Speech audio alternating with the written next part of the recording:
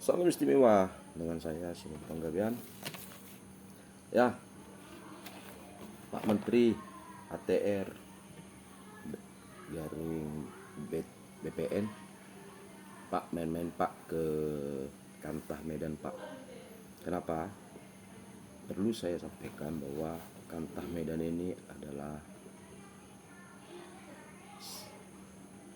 wadahnya atau instansi yang dipercaya oleh pemerintah untuk menata, mendaftar, dan membuat suatu keabsahan surat terhadap tanah di masyarakat Kota Medan. Jadi Pak, peristiwanya mungkin surat saya sudah sangat familiar, bahkan Kementerian ATR juga sudah ada respon, Kanwil juga ada respon, bahkan DPRI juga ada respon. Jadi saya tidak paham dengan tujuan dari Kantah Medan tersendiri, karena saya anggap ini Kantah ini melebihi. Mereka ini Kantah Medan terkhusus. Mereka merasa mereka itu sebagai pemilik dari negara ini Pak, terkhusus di wilayah Kota Medan. Banyak Pak permainan-permainan, apalagi itu di seksi 2 Pak Menteri. Seksi 2, seksi 5 itu banyak Pak. Banyak sekali yang bermain. Apalagi kasihnya Pak. Kasihnya, kasubditnya semua sama Pak. Semua mengambil keuntungan. Jadi singkat ceritanya begini Pak, bahwa ada suatu tanah. Di surat saya sudah ada di kementerian dan juga sudah direspon. Terima kasih untuk Bapak Menteri. Jadi Kantah Medan sendiri Pak, sampai detik ini dari kami berjuang tidak ada pernah merespon. Jadi kronologi singkatnya saja ya Pak ya, bahwa klien saya yang juga bagian dari keluarga, mereka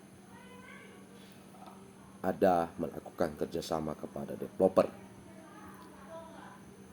Jadi developer itu bekerja sama dengan klien saya untuk membangun suatu perumahan, yang mana di tanah dari klien kami ini dapat membangun puluhan rumah, ya kurang lebih 48 sampai 50 unit rumah. Jadi setelah ada kesepakatan mereka antara klien saya dengan developer. Jadi developer ini menunjukkan suatu notaris. Ya, mungkin notarisnya sudah sangat familiar, dimana saya sudah pernah beberapa kali menyurati. Jadi saya sebut inisialnya ya, SRB. Itu kantornya di Brigjen Katamso. Jadi developer dengan klien saya pergi ke kantornya di sekitaran tahun 2014. Di sana mereka sepakat untuk membuat suatu akta perjanjian, yaitu akta perjanjian bangun bagi, di mana klien saya hadir di situ bersama developer juga untuk menandatangani akta bangun bagi. Jadi klien saya dari tanahnya itu dia akan mendapat 12 unit dari seluruh bangunan yang ada nanti di tanahnya yang dikerjakan oleh developer. Jadi setelah penandatanganan akta perjanjian, developer dan notaris langsung mengambil SKT dari klien saya, yaitu surat keterangan tanah dari bupati, yang mana dulu menurut Undang-Undang Agraria tahun 60 bahwa bupati juga memiliki wewenang untuk melakukan pendaftaran tanah. Jadi surat keterangan tanah dari SK bupati tersebut dipegang oleh notaris SRB. Jadi setelah mereka notaris menguasai surat dokumen dari keabsahan kepemilikan klien saya, untuk dasar sebagai tanda terima yang ditulis oleh notaris tersebut bahwa surat keterangan tanah SK Bupati milik klien saya akan digunakan untuk peningkatan status hak milik. Jadi Setelah itu klien saya menandatangani surat perjanjian bangun bagi, dan tidak butuh waktu lama terbitlah akta pelepasan ganti rugi. Ini yang menjadi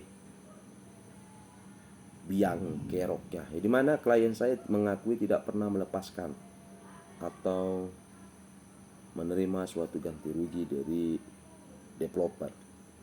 Setelah itu, tidak lama dari terbitnya itu, langsung didaftarkan ke Kanwil BPN Medan. Dan Kanwil BPN Medan mengeluarkan SK Kanwil BPN untuk menerbitkan induk sertifikat karena penaikan status SKT dari SK Bupati. Setelah itu